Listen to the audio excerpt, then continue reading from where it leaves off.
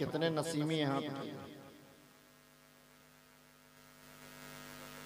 सब नसीमी और सब हुजूर मुजाहिद मिल्लत कुछ में गए। अच्छा, यानी जितने नसीमी हैं सब उर्से हबीबी में गए।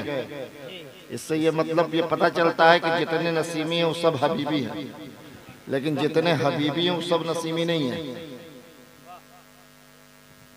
यह है पीर की तालीम, यह है पीर की तालीम। कोई भी पीर किसी भी आस्थाने पर जाने को कभी मना नहीं करता है और असल वही पीर होता है।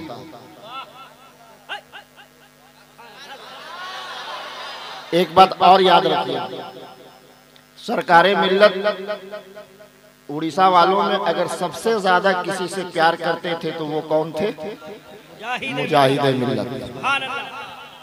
अपने खानदान वालों को छोड़ दो तो उड़ीसा में सबसे ज्यादा अगर सरकारे मिल्लत किसी से प्यार और मोहब्बत करते थे तो वो मुजाहिद मिल्लत। और उड़ीसा में सबसे ज्यादा जिस इलाके से प्यार करते थे वो है धामनगर शरीफ। सरकारे मिल्लत धामनगर शरीफ से बहुत मोहब्बत करते थे, चूंकि धामनगर शरीफ किसी के बाप का नहीं, मुजाहिद मिल्लत का घर है। क्या बात है, वाह वाह वाह, सुभान अल्लाह, सुभान अल्लाह। और मैं भी साल में सबसे ज्यादा धामनगर शरीफ ही जाता हूँ, और जब जब उस रास्ते से गुजरता हूँ मुजाहिद मिल्लत को जरूर सलाम करता हूँ। क्योंकि मैं जिस खानदान से ताल्लुक़ रखता हूँ, कुतुबुल अक़ताब फर्दुल अफ़राद नायब गौसुस सकलैन हज़रत सैयदना मोहम्मद क़ादरी अमझरी रज़ी अल्लाह तआला अन्हु के खानदान से मैं भी हूँ, सरकारे मिल्लत भी हैं। और मुजाहिद मिल्लत एक ऐसे आलिम का नाम है, एक ऐसे आशिक़े सैयद का नाम है जो मुजाहिद मिल्लत उस जमाने में अमजद शरीफ गए जब वहां गाड़ी का कम्युनिकेशन सही नहीं था। काफी दूर तक पैदल चलने के बाद मुजाहिद मिल्लत अमजद शरीफ पहुंचे। इसी से अंदाजा कर लो कि अमजद शरीफ के सादात से मुजाहिद मिल्लत कितनी अकीदत रखते थे। सुभान अल्लाह, सुभान अल्लाह। और अमजद शरीफ के सादात भी मुजाहिद मिल्लत से उससे ज्यादा मोहब्बत करते हैं। हमारे खानदान का हर आने वाला फर्द मुजाहिद मिल्लत की खानकाह में तो जाता नहीं है, लेकिन मुजाहिद मिल्लत को जरूर सलाम करता है। और मुजाहिद मिल्लत के आस्थाने पर जाने में डर भी नहीं लगता है, लेकिन जो लोग देख रेख करते हैं, जो लोग निगहबानी करते हैं, हो सकता है हमारे जाने से उनको तकलीफ हो जाए, इसलिए दूर से ही सलाम कर लेते हैं। अब मोहब्बत करने के लिए नजदीक जाने की जरूरत नहीं है। मोहब्बत करने वाला हजारों मील दूर रह के भी मोहब्बत करके दिखाया है, और उसकी मिसाल हजरत अवैस करनी रजी अल्लाह तआला अन्हु। क्या बात है, सुभान अल्लाह। अबू जहल करीब में रह के मेरे मुस्तफा से मोहब्बत न कर सका, अबू लहब करीब में रह के मेरे मुस्तफा से मोहब्बत न कर सका, और हजारों मील दूर हजरत अवैस करनी मेरे मुस्तफा से ऐसी मोहब्बत किया, ऐसी अकीदत किया, ऐसा प्यार किया कि मेरे आका को कहना पड़ा, अली चले जाओ अवैस करनी से दुआ करा लो उम्मत की मग़फ़िरत के लिए। क्या बात है, सुभान अल्लाह। तो बात ये समझ में आ गई कि जितने नसीमी हैं वो सब हबीबी भी हैं, लेकिन गुलाम नहीं है। हम सब हबीबी भी हैं, हम सब नसीबी भी हैं, लेकिन गुलाम गुलाम मुस्तफा। हम किसी दुनियादार के गुलाम नहीं हैं, हम अपने आका के गुलाम। और होना भी यही चाहिए। जो भी सरकारे मिल्लत के मुरीदीन हैं, अमजद शरीफ के मुरीदीन हैं, जितनी मोहब्बत आप अपने पीर से करते हो उतनी मोहब्बत आप मुजाहिद मिल्लत से करो। दुनिया कुछ भी कह दे कि हम बाग़ी मुजाहिद मिल्लत है, हम दुश्मन मुजाहिद मिल्लत है, हम मुखालिफ मुजाहिद मिल्लत है। किसी के पास थर्मामीटर नहीं है जांचने का। फर्क यह है कि मुजाहिद मिल्लत का नाम लेकर उनके नाम पर हम खाते नहीं, हम दिल से उनसे मोहब्बत करते हैं। हम मुजाहिद मिल्लत का नाम लेकर अपनी रोटी नहीं चलाते, अपनी रोटी नहीं सेकते। हम मुजाहिद मिल्लत से इसलिए मोहब्बत करते हैं कि मुजाहिद मिल्लत ने मेरे सैयदना पाक से मोहब्बत किया। हम मुजाहिद मिल्लत से इसीलिए अकीदत रखते हैं कि मुजाहिद मिल्लत ने मेरे सरकार मिल्लत की ताज़ीम की, और ऐसे ताज़ीम नहीं की। अभी तो आंख वाले मौजूद हैं, अभी तो आंख वाले मौजूद हैं। आने वाले 10-20 साल में वो आंख वाले भी इस दुनिया से रुखसत हो जाएंगे जिन्होंने मुजाहिद मिल्लत को ताज़ीम करते हुए देखा। अब मुजाहिद मिल्लत ने ताज़ीम सरकार मिल्लत का करके दुनिया वालों को इसीलिए बता दिया कि ऐ लोगों, मैंने सरकार मिल्लत से मोहब्बत इसलिए किया है कि सरकार मिल्लत के जिस्म के अंदर मेरे गौसे आजम का खून दौड़ रहा है। अब एक मिसाल ये देखो कि एक आलिम है, यह हमारे गुलाम सरवर नेमती साहब हैं। अगर इनके सीने से इल्म को छीन लिया जाए, सल्ब कर दिया जाए, खत्म कर दिया जाए, तो इनकी इज्जत खत्म हो जाएगी। कौन इनको बुलाएगा? जब ये अशार पढ़ ही नहीं पाएंगे, जब ये निकाबत कर ही नहीं पाएंगे, तो कोई इनको बुलाएगा? नहीं बुलाएगा। पता क्या चला कि इनकी इज्जत इनके इल्म से हो रही है। इधर हमारे शोहरा बैठे हुए हैं, गुलफाम शहबाज और दिगर नात खां हैं। ये आज स्टेज पर इसलिए बैठे हुए हैं कि इनके सीने में नात खानी का इल्म है। कल इनके इल्म को छीन लिया जाए, सल्ब कर लिया जाए, खत्म कर दिया जाए उस इल्म को, तो कौन इनको बुलाएगा? जब इनकी पढ़ाने की सलाहियत ही खत्म हो जाएगी। तो मेरे पास जो इल्म है, मेरे पास जो इल्म है, या यूं कर लो सरकार मिल्लत के पास जो इल्म है, उस इल्म को भी अगर छीन लिया जाए, सल्ब कर लिया जाए, खत्म कर लिया जाए, फिर भी तुम मुझको इसलिए बुलाओगे कि तकरीर ना करेंगे, कोई बात नहीं, लेकिन इनके जिस्म में गौसे आजम का खून दौड़ रहा है, इसलिए हम इनको बुलाएंगे। तो पता चला इनकी ताज़ीम इल्म के बुनियाद पर की जा रही है।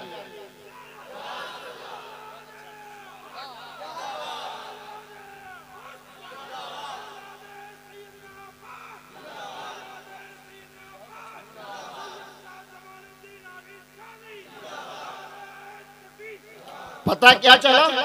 किसी शायर की ताज़ीम इस वजह कर की जा रही है कि वो अशआर लिख लेते हैं, नातखानी कर लेते हैं।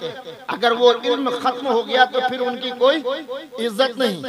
जिस तरह एक हमारे और आपके पास बर्तन होता है, एल्युमिनियम का लोटा होता है, जब तक उसमें छेद नहीं होता है हर आदमी इस्तेमाल कर देता है, और जिस दिन उसमें छेद हो गया वो कबाड़ के दुकान में चला जाता है।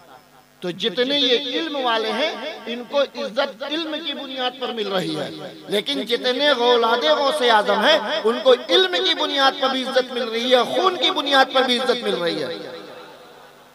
अब कोई किसी खानकाह का मुतवल्ली है, कोई किसी खानकाह का सज्जादा नशी है, कोई किसी खानकाह का मसनद नशी है, कोई किसी खानकाह का गद्दी नशी है।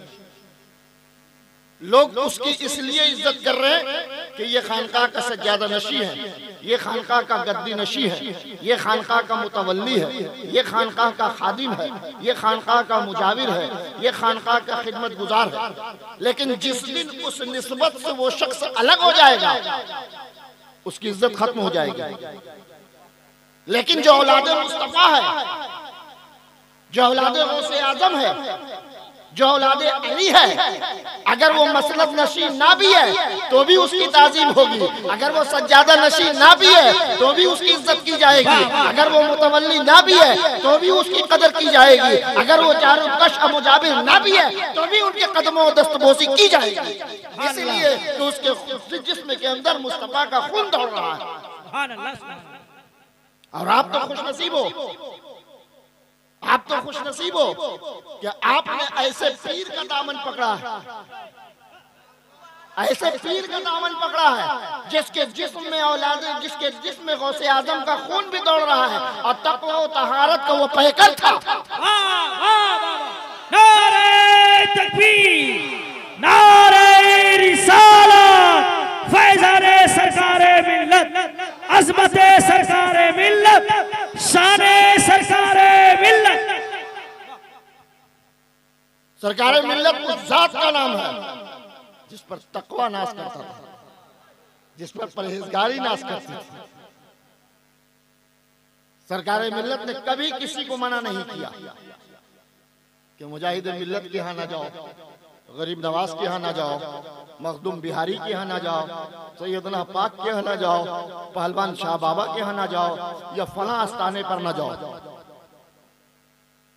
जो वली रब की रजा के लिए अपनी जिंदगी गुजारता है, जो वली रब की रजा के लिए अपनी जिंदगी गुजारता है, वो किसी भी आस्थाने पर जाने से मना नहीं करता है, क्योंकि उसकी अपनी चाहत कुछ नहीं होती है, उसकी पूरी जिंदगी रब की रजा के मुताबिक गुजरती है। अब आप सोचो कि आप कितने खुशनसीब मुरीद भी हो और कितने खुशनसीब उम्मती भी हो। आप ऐसे नबी के उम्मती हो कि एक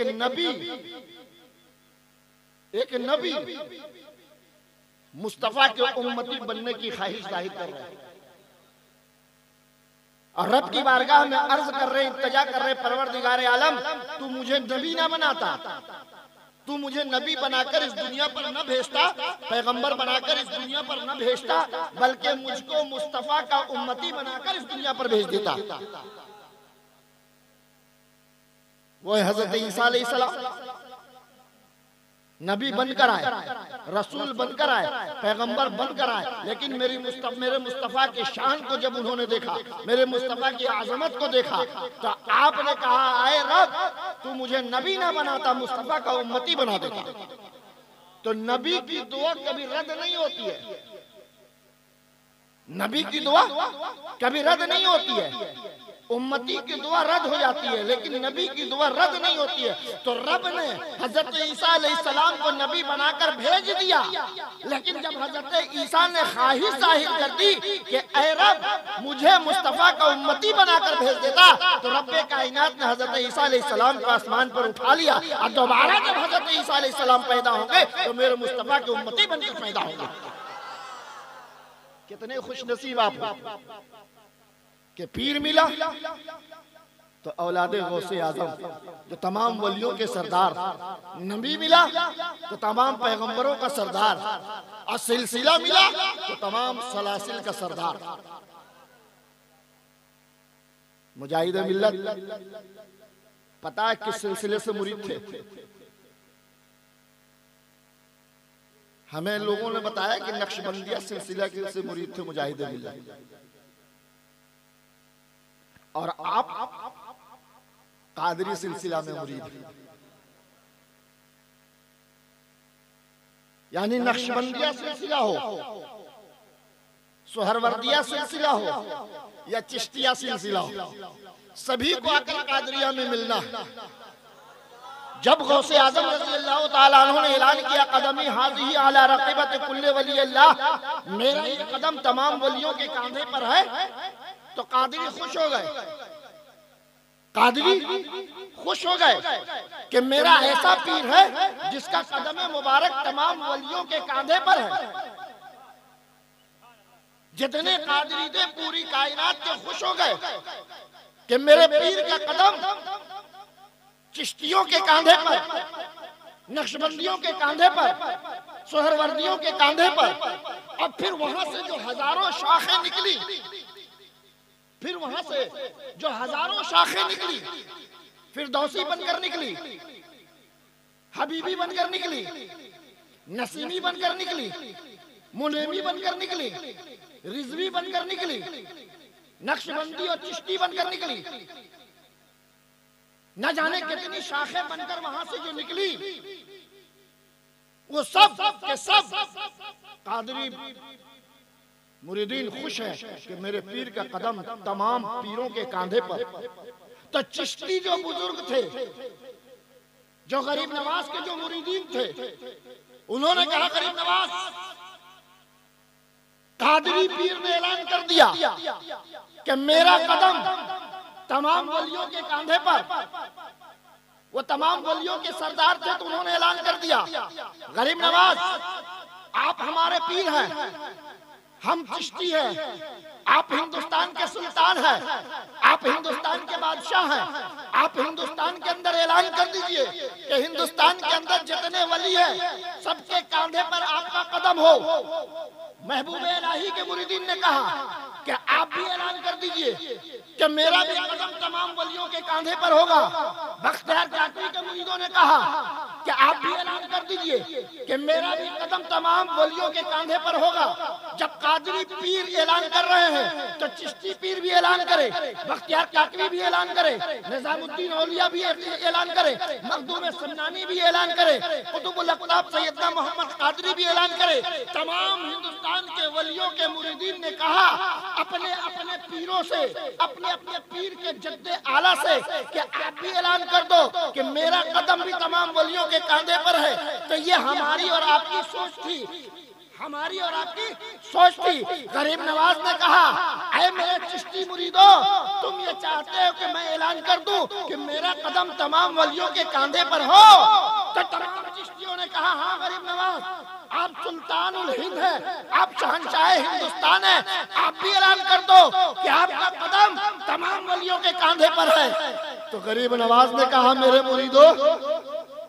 मेरे मुरीदो तुम चिश्ती हो लेकिन तुम्हारा पीर कादरी है, तुम चिश्ती हो लेकिन तुम्हारा पीर कादरी है, तुम्हारा पीर कादरी है।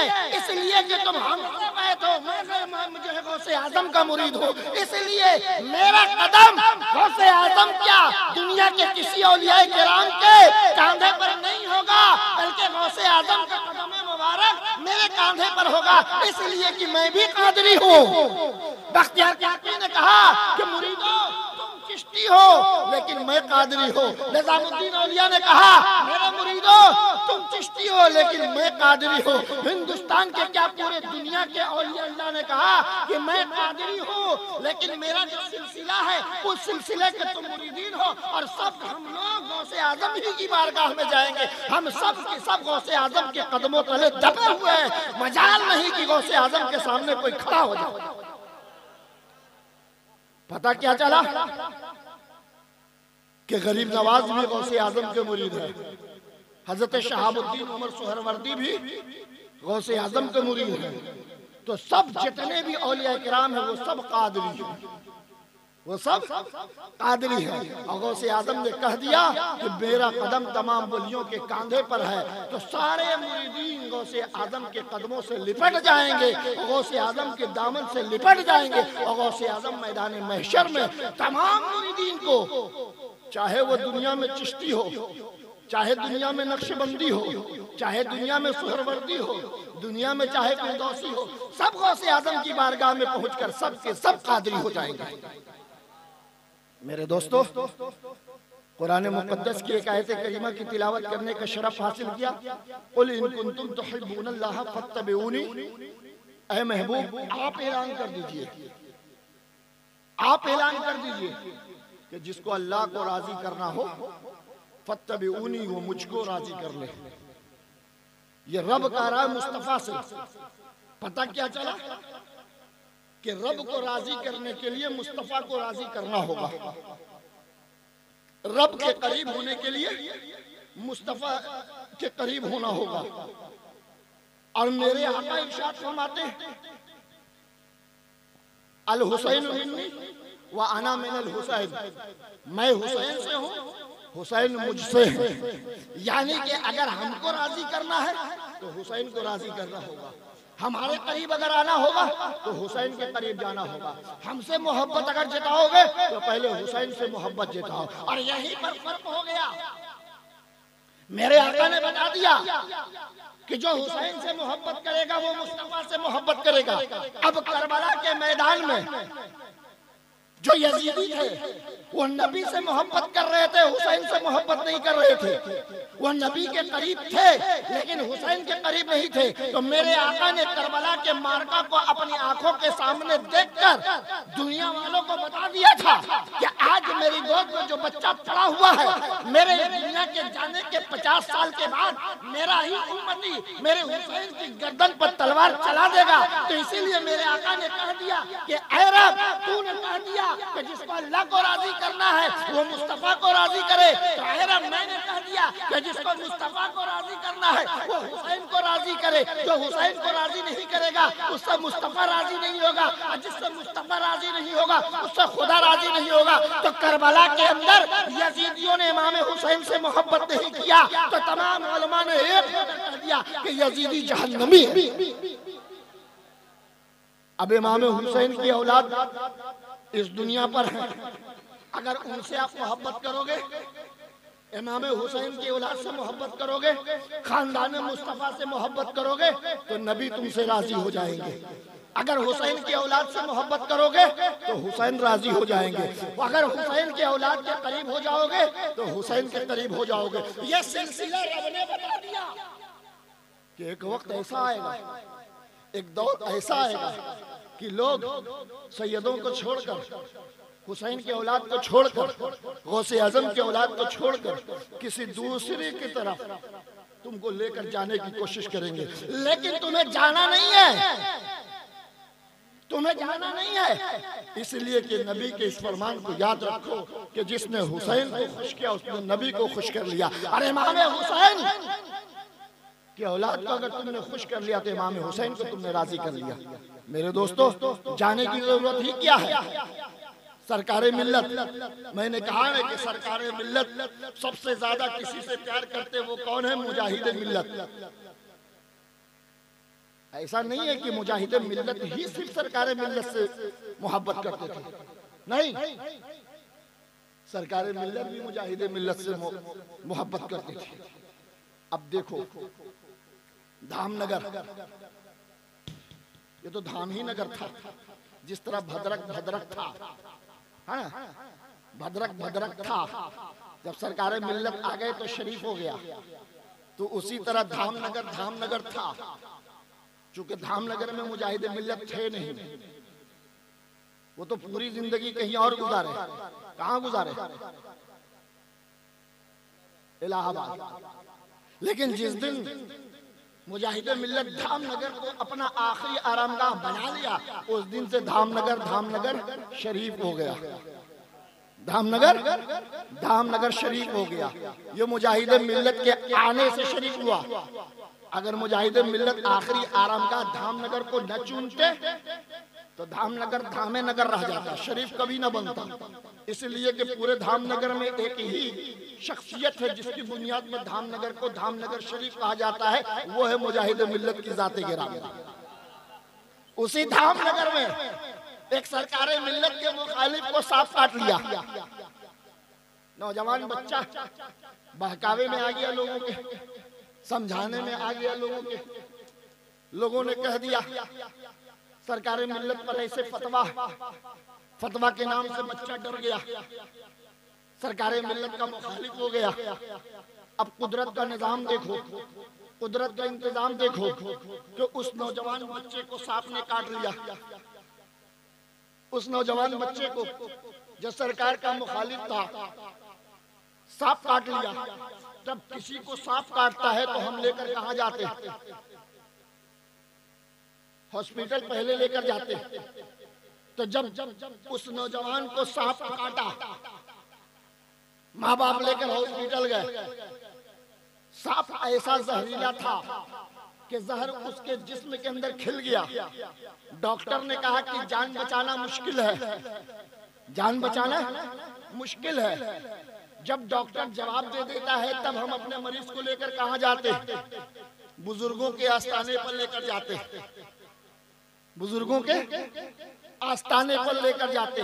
जहां से मेडिकल फेल हो जाता है वहां से हम बुजुर्गों की दुआएं लेकर उसका इलाज शुरू करते। जहां से मेडिकल दम तोड़ देता है तब हम अपने मरीज को बुजुर्गों के आस्थाने पर ले जाते। जब मेडिकल धामनगर ने कह दिया बच्चे को जहर पूरा खिल गया है, जान बचाना मुश्किल है, चंद लम्हों का, चंद घंटों का, चंद मिनटों का मेहमान है, लड़का मुखालिफ है सरकार मिल्लत का, माँ बाप मुरीद है सरकार मिल्लत से।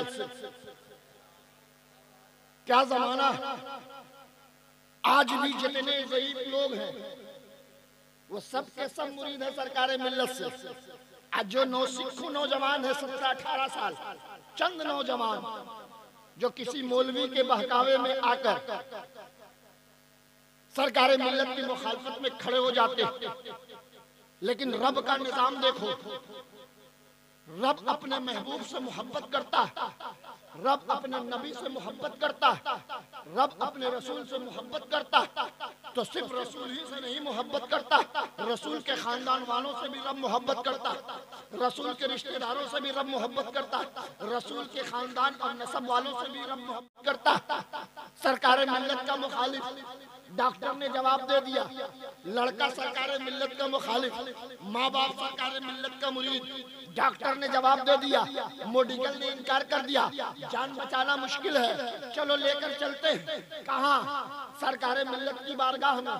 कहाँ लेकर चलते हैं? बदरक लेकर चलते हैं। सरकार मिल्लत की मस्जिद में जब पहुंचे, माँ बाप नौजवान 17 साल 18 साल के बेटे को लेकर गेट के अंदर बेटे को सुला दिया। किसी खादिम ने देखा कि दरवाजे बाहर सहन पर एक नौजवान पड़ा हुआ है, एक औरत एक मर्द वहां पर बैठे हुए हैं। सरकार का खादिम आया, पूछा क्या बात है, क्या बात है? कहा बच्चे को सांप काट लिया, सरकार को खबर कर दो। खादिम गया, सरकार को कहा कि एक बच्चे को सांप काट लिया। सरकार वहां से उठे, सामने आए, आकर नौजवान को देखा, देखते ही कह दिया ते मेरी बेटी है, ते मेरा बेटा है, लेकिन ये तो मेरा मुखालिफ है। ते मेरी बेटी है, ते मेरा बेटा है, लेकिन इसको जिसको सांप काटा है ये तो मेरा मुखालिफ है। तो बेटी ने पैर को पकड़ लिया सरकार के, बेटा ने पैर को पकड़ लिया। बेटा वो नहीं जिसको सांप काटा है, सरकार का बेटा जो सरकार का मुरीद था। दोनों ने पैर पकड़ लिया और कहा सरकार मैं आपका बेटा हूँ, ये मेरा बेटा है, बस इसका आप ख्याल कर ले कि मैं आपका बेटा हूँ, ये मेरा बेटा है तो आपका मुखालिफ, लेकिन है तो मेरा बेटा। अगर इसको तकलीफ होगी तो आपके बेटा को तकलीफ होगी, आपके बेटा को तकलीफ होगी तो आपको भी तकलीफ होगी। अब हम कुछ कह नहीं सकते, अब हम कुछ कह नहीं सकते। सरकार अगर अपने बेटा को तकलीफ देना चाहते हैं तो इसका कोई इलाज न करे, और अगर अपने बेटा को राहत देना चाहते हैं, खुशी देना चाहते हैं, अपने बेटा को आप अगर जिंदा देखना चाहते हैं तो मेरे बेटे को आप जिंदा कर दीजिए, मेरे बेटे का इलाज कर दीजिए। सरकार ने कहा कि अगर तेरा बेटा ना भी होता, अगर तेरा बेटा ना भी होता, मेरे दुश्मन का भी बेटा होता तो नसीम अख्तर उसका भी इलाज कर देता। नारे तकबीर, नारे रिसालत, करामते सरकारे मिल्लत। अगर तेरा बेटा ना भी होता, अब अगर मेरे दुश्मन का भी बेटा होता तो नसीम अख्तर उसका भी इलाज कर देता, इसलिए कि नसीम अख्तर किसी और का बेटा नहीं, रसूल पाक का बेटा है। मेरे आका ने पत्थर मारने वालों को भी दुआओं से नवाजा है, मेरे आका ने पत्थर मारने वालों को भी दुआओं से नवाजा है, मेरे आका ने कांटा बिछाने वाले को भी दुआओं से नवाजा है, मेरे आका ने गालियां देने वाले को भी दुआओं से नवाजा है। मैं उन्हीं का बेटा हूँ, गालियां देने वालों का भी इलाज कर दूंगा, पत्थर मारने वाले का भी इलाज कर दूंगा, मेरी मुखालिफत करने वाले का भी इलाज कर दूंगा, इसलिए कि मैं नबी की औलाद हूं। सरकार बैठ गए, कुछ पढ़ा, कुछ पढ़ा और पढ़कर अपने हाथ पर फूंका, कुछ पढ़ा पढ़कर अपने हाथ पर फूंका, और उस नौजवान जो बेहोश पड़ा हुआ था उसके कल्ले पर एक तमाचा कसकर मारा। जब कसकर मारा तो जब आदमी को मार पड़ती है तो जहां मार पड़ती है वहां लहर पैदा होता है। मार नजर आती है, लहर नजर नहीं आता। अब मार से अच्छे अच्छे का इलाज भी हो जाता है, ये भी याद रखोगे कि मार से अच्छे अच्छे का इलाज भी हो जाता है। इंसान दो ही चीज से डरता है, पुलिस से डरता है, एक मार से डरता है। कुत्ता भौंकता बहुत है। मैं जिस शहर में रहता हूँ वहां राजधानी 4 बजे भोर में, आज ही जो मैं गया शहर में था तो राजधानी 4 बजे भोर में, मुझे घर से निकलना है 3:30 बजे। कुछ दूर पैदल चलने के बाद रिक्शा या टेम्पो या ऑटो मिलता है, रास्ते में कुत्ता भौंक, उसके अंदर ताकत नहीं कि किसी सैयदजादों को वो जलील कर दे। कुत्तों का काम है सिर्फ भौंकना, उसके अंदर हिम्मत नहीं कि किसी औलादे गौस को वो रुसवा कर दे। कुत्तों का काम है सिर्फ आवाज लगाना, लेकिन इतनी उसके अंदर हिम्मत नहीं कि किसी मुस्तफा के खानदान वालों का वो बाल बीका कर ले। अगर किसी ने गलती से, नादानी से, गलतफहमी से औलादे गौस के निस्बत से या खानदान मुस्तफा के निस्बत से अगर गलतफहमी की बुनियाद पर अगर एक जर्रा बराबर भी बदतमीजी कर दी तो जानो कि उसका पूरा का पूरा ईमान निकल गया। मुसलमान तो रह गया लेकिन ईमान निकल गया। इसलिए कि गौसे आजम की बारगाह में अगर कोई गुस्ताखी करता है तो उसको कहा जाता है कि ये इस्लाम से खारिज हो गया। तो औलादे गौसे आजम जो शरीयत का पाबंद हो, जो नमाज का पाबंद हो, जो सौमो सलात का पाबंद हो, और उसके खिलाफ अगर कोई कुत्ता भौंके तो समझो कि उसने अपनी आत्मत खराब कर ली। जिसके ऊपर भौंक रहा है उसका कुछ भी ना बिगड़ेगा।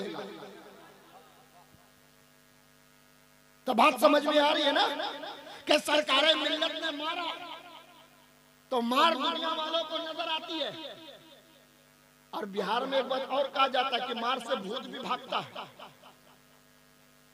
अच्छे का भूत उतर जाता है। कुत्ता सिर्फ अपने गली में भौंकता है और दूसरी की गली में जाता है तो दूसरा कुत्ता उसको खदेड़ के उसी मोहल्ले में पहुंचा देता है। ये तजुर्बा है ना आप लोगों के पास कि नहीं है? हाँ, ये भी सोच लीजिएगा। ये कुत्ते में भी ये दादागिरी,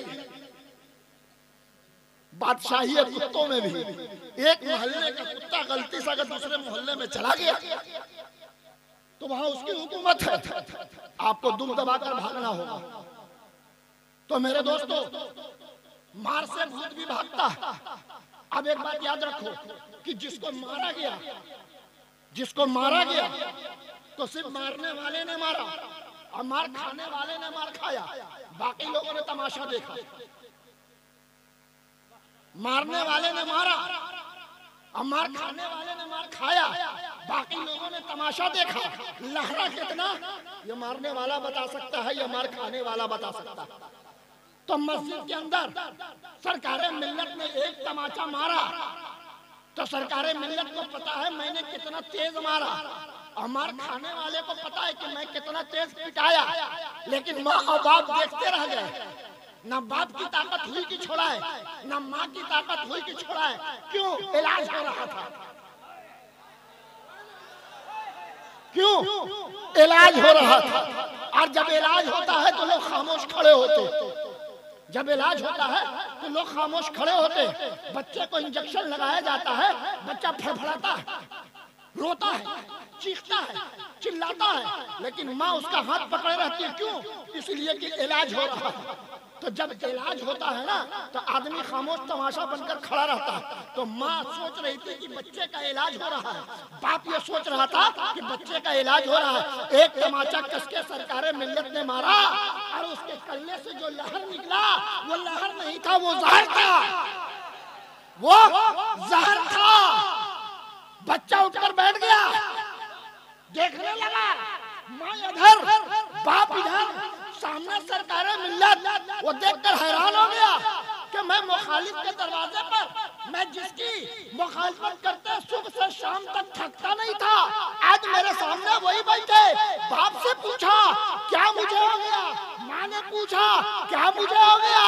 माँ ने कहा बेटा सांप ने तुझे काटा, तू बेहोश हो गया, हॉस्पिटल में तुझे लेकर गए, डॉक्टरों ने तुझे जवाब दे दिया। तो बस मेरा एक ही आसरा था, वो मेरा पीर था। बस मैं अपने पीर के पास तुझे लेकर आ गई, मेरे पीर ने तुझे उठा के बैठा दिया है। सुभान अल्लाह, नारे तकबीर, नारे रिसालत, फैज़ाने गौसे आज़म, फैज़ाने अमजद शरीफ, करामते सरकारे मिल्लत, करामते सरकारे मिल्लत। मेरे बिठा दिया है तेरा इलाज करके। उस नौजवान ने कहा कि तुम्हारे पीर ने मेरा ऐसा इलाज कर दिया है कि आज के बाद से हम कभी तुम्हारे पीर की मुखालफत न करेंगे। और सरकार मिल्लत के मानने वालों ने भी ऐसा इलाज कर दिया है कि दोबारा सरकार मिल्लत की कोई मुखालफत न करेगा। धामनगर के उस नौजवान ने कहा कि माँ बाप तुम्हारे पीर ने मेरा ऐसा इलाज कर दिया कि मेरे जिस्म का जहर भी निकाल दिया, मेरी जबान से मुखालफत की वो बू को भी निकाल दिया। अब आज के बाद से सरकार मिल्लत का मैं कदम चूमता रहूंगा, इसलिए कि मेरी जिंदगी इनके हाथ में थी। जिंदगी देना तो रब का काम है, लेकिन डॉक्टरों को अल्लाह ने शिफा दिया, डॉक्टरों को अल्लाह ने शिफा दिया। वक्त पर इलाज हो जाता है तो जिंदगी बच जाती है, वक्त पर इलाज नहीं होता तो जिंदगी खत्म हो जाती है। तो सरकारें मिल्लत पीर भी हैं, डॉक्टर भी है, हकीम भी है, तबीब भी है, हर तरह का इलाज करना जानते हैं सरकारें मिल्लत। तो सरकारें मिल्लत वो पीर है कि जिंदगी भर रहकर अपने मुरीदों का इलाज किया, अपने दुश्मनों का इलाज किया, अपने मुखालिफों का इलाज किया, और हमेशा जो उनके दरबार में आया फैज पाकर गया, फायदा उठाकर गया। कोई बेटा को शफा पाकर गया, किसी की औलाद न थी, सरकार ने हाथ उठा दिया, साहिब औलाद हो गया। किसी के पास दौलत नहीं थी, सरकार ने हाथ उठा दिया, वो साहिब दौलत हो गया। लेकिन क्या जमाना है कि जब दौलत आ गई तो इमाम हुसैन को लोगों ने करबला में कत्ल कर दिया। जब कुर्सी मिल गई, जब मसनद मिल गई, जब बादशाहियत मिल गई, तो जिस नबी के सदके बादशाहियत मिली उसी नबी के खानदान वालों को लोगों ने ज़िबा कर दिया। तो आप बदरक के मुसलमानों, आज तुम्हारे दिल के अंदर गौसे आजम की सच्ची मोहब्बत अगर तुम्हें मिली है तो सरकार मिल्लत के जरिए तुम्हें मिली है। तुमने गौसे आजम को पहचाना तो सरकार मिल्लत के जरिए पहचाना है। तुमने रसूल पाक को पहचाना तो सरकार मिल्लत के जरिए पहचाना। तुमने पहलवान शाह बाबा को पहचाना, तुमने बालेसर और बादरा असोरों के बुजुर्गों को पहचाना। ये सरकार मिल्लत का एहसान है तुम पर कि वलियों की बारगाह में जाने का तरीका और सलीका तुम्हें सरकार मिल्लत ने बता दिया, और तुम काबिले मुबारकबाद हो कि सरकार मिल्लत के मुरीद हो। सरकार मिल्लत उस जात का नाम है जो कभी अपनी जिंदगी में किसी की उन्होंने मुखालफत नहीं किया, और ये वली की बहुत बड़ी पहचान है। ये वली की बहुत बड़ी पहचान। वली होना और है, पीर होना और है। वली होना और है, पीर होना और है। तो वली उसको कहते हैं जिसको दुनिया की कोई फिक्र ना हो, जो दुनिया को छोड़ दे उसी का नाम वली है। जिसके दिल में दुनिया की कोई लालच ना हो उसी का नाम वली है। जो रब की रज़ा पर अपनी जिंदगी गुजारे उसी को वली कहते हैं। अब पीर उसको कहते हैं कि जिसके नाम 1 डिसमिल जमीन ना हो, 40-50 डिसमिल अगर उसके पास हो जाए तो उसी को पीर कहते हैं। जिसके बैंक में 1 रुपया ना हो, 10-20 लाख 50 लाख उसके खाते में पैसा आ जाए तो उसी को पीर कहते हैं। और वो पीर दीनदार नहीं होता, वो पीर दुनियादार होता है। वो पीर दुनियादार होता है। और ऐसे पीर से अगर कोई मुरीद बनता है तो वो हश्र के मैदान में वो मुरीद भी बेवकूफ बनेगा। रब उससे सवाल करेगा तू ऐसे पीर के हाथ पर बिक कर आया है जो तुझे रास्ते पर तो लाया नहीं लेकिन बैंक अकाउंट पूरा भर लिया।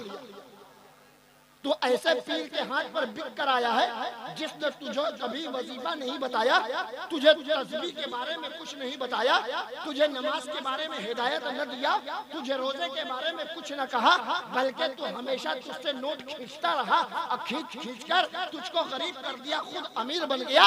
आज हश्र के मैदान में ऐसे पीरों की मजम्मत और ठुकाई रब्बे कायनात करेगा।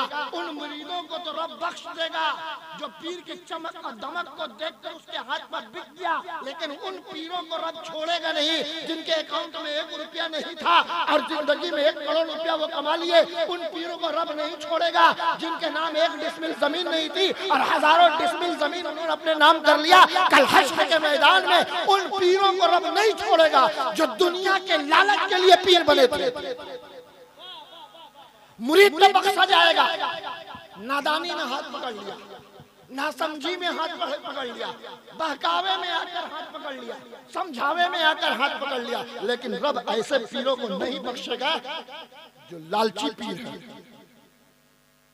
मेरे दोस्तों, आज के दौर में ऐसा पीर ढूंढना भी बहुत मुश्किल है जिसके बैंक अकाउंट में 1 रुपया भी ना हो। यह सरकारें मिल्लत ही की जात है जो ऐसा पीर था जिसका अकाउंट ही नहीं था, जिसका एटीएम ही नहीं था, जिसके सोने के लिए दीवान ही नहीं था, जिसके सोने के लिए एसी नहीं था, जिसके पीने के लिए वो कैंट नहीं था। ऐसे पीर के तुम मुरीद हो। किसी हाल में किसी के बहकावे में मत आना।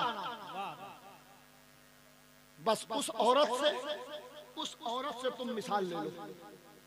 जैसे एक औरत होती है ना, उसकी शादी उसका बाप कर देता है। शादी करने के वक्त तो लड़का के बाप बोल देता है कि लड़का निहायत शरीफ है, बहुत शरीफ है। लेकिन जब शादी हो जाती है तो बीवी जब साथ में रहने लगती है तो पता चलता है लड़का दारूबाज है, लड़का जुआड़ी है, लड़का लॉटरी खेलता है, लड़का ये है, लड़का वो है। यानी 10 ऐब निकल जाता है शादी होते ही। और उस औरत से सबक सीखो कि माँ बाप जब उसकी शादी कर देते हैं तो लड़का मजदूरी भी करता है, लड़का साइकिल का भी काम करता है, लड़का मोटरसाइकिल का भी काम करता है, लड़का एसी का भी काम करता है। और उसी लड़का में कोई लड़का चार्टर्ड अकाउंटेंट भी होता है, डॉक्टर भी होता है, इंजीनियर भी होता है, बड़ा ताजिर, बड़ा बिजनेसमैन भी होता है। लेकिन उस औरत की शादी अगर साइकिल मिस्त्री से हो जाती है तो वो कभी चार्टर्ड अकाउंटेंट को देखकर नहीं सोचती कि मेरी शादी इससे हो जाती है। कभी दिल में ख्याल नहीं लाती इंजीनियर को देख के कि मेरी शादी इससे हो जाती है। कभी दिल में ख्याल नहीं लाती कि मेरी शादी डॉक्टर से हो जाती है। क्यों? इसलिए कि उसने कहा कि मेरे लिए मेरा शौहर उस डॉक्टर से भी बड़ा है, मेरे लिए मेरा शौहर उस इंजीनियर से भी बड़ा है, मेरे लिए मेरा शौहर उस चार्टर्ड अकाउंटेंट से भी बड़ा है। तो इसी तरह समझो कि तुम्हें जो पीर मिल गया वो सब पीरों में अफजल है, सब पीरों में अच्छा है। चमक दमक वाले पीर को देखकर उसके पीछे जाने की जरूरत नहीं। बस ये सोच लो कि हमें जो पीर मिल गया वो सबसे अच्छा है। कपड़ा महंगा पहनने से नजात की जमानत नहीं है, कपड़ा महंगा पहन लेने से नजात की जमानत नहीं है, 50 लाख की गाड़ी पर बैठने से नजात की जमानत नहीं है, करोड़ों रुपया जमा करने से नजात की जमानत नहीं है। वो पीर घूमते रहे लाखों करोड़ों की गाड़ी पर, कोई जरूरी नहीं कि वो खुद जन्नत में जाएंगे, तुम्हें भी लेकर जाएंगे। जिस पीर ने चढ़ाई पर अपनी जिंदगी को गुजार दिया वो जमानत है जन्नत में जाने की। जिस पीर ने अपने आप को बाउंड्री के अंदर कैद कर लिया, आधी जिंदगी अपने आप को कैद कर लिया, दुनिया की रग़बतों को, दुनिया की रौनकों को, दुनिया के ऐशो इशरत को छोड़कर एक मस्जिद के बाउंड्री और एक रूम में कैद कर लिया, उस पीर से अगर तुम मुरीद हो तो जन्नत में जाने की गारंटी है।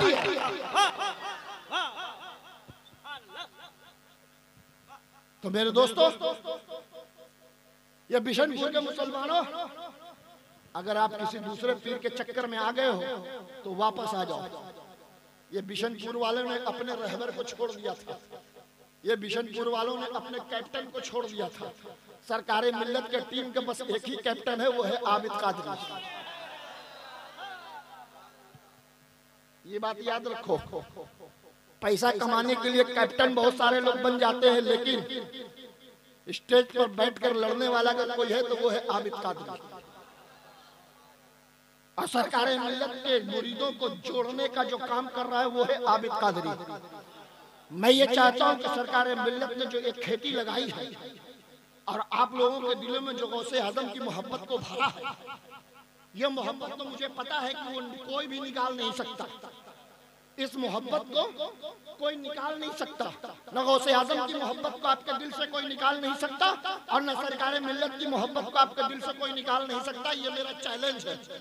लेकिन मैं इसलिए मेहनत कर रहा हूँ कि आपका ये जो बच्चा है 10 साल, 5 साल, 8 साल, 10 साल का, इसके दिल में गौसे आजम सरकारे मिल्लत की मोहब्बत को भर दूं कि जितनी मोहब्बत आपके दिल में थी उतनी मोहब्बत इसके दिल में भी रहे। मैं इसलिए दौड़ रहा हूँ, मैं इसलिए मेहनत कर रहा हूँ कि आपके बाद जो आपकी नस्ल आए वह भी सरकार मिल्लत का नारा लगाने वाला हो, वह भी सरकार मिल्लत से मोहब्बत करने वाला हो, वह भी हमारे गौसे आजम के बताए हुए रास्ते पर चलने वाला। और ये मेहनत से मुझसे नहीं, मैं तो मेहनत कर रहा हूं, इसमें सपोर्ट आपका भी होना चाहिए। अगर 8 साल 7 साल के बाद बुलाओगे तो फिर 7 साल के बाद जब 2030-32 में बुलाओगे तो पता नहीं हम रहेंगे कि नहीं रहेंगे, तुम रहो कि नहीं रहोगे। हर साल बुलाना होगा और सरकार मिल्लत के मुखालिफ को भगाना होगा। कोई भी बिशनपुर में सरकार मिल्लत का मुखालिफ नजर नहीं आना चाहिए।